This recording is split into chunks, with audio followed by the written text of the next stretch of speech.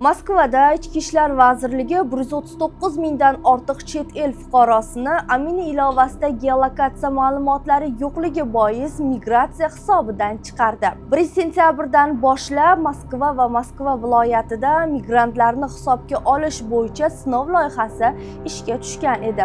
Unga ko'ra O'zbekiston, Tojikiston, Qirg'iziston, Armaniston, Qozog'iston, Gruziya, Ozarbayjon, Moldova va Ukraina fuqarolari Amina mobil ilovasini o'rnatish shart edi. Migrantlar har kuni ilovaga kirib turishi, telefonida geolokatsiyani yoqib qo'yishi va bildirishnomalarni faollashtirishi kerak. Ichki ishlar vazirligi shu orqali migrantning qayerda ekanini kuzatadi. Vazirlik ma'lumotiga ko'ra, loyiha boshlangandan beri shu vaqtga qadar 139.236 kishi geolokatsiya ma'lumotlari yo'qligi sababli ro'yxatdan chiqarilgan. Agar ilova 3 ish kuni davomida telefonning joylashuvini ko'rsatmasa, migrant avtomatik tarzda ro'yxatdan chiqariladi.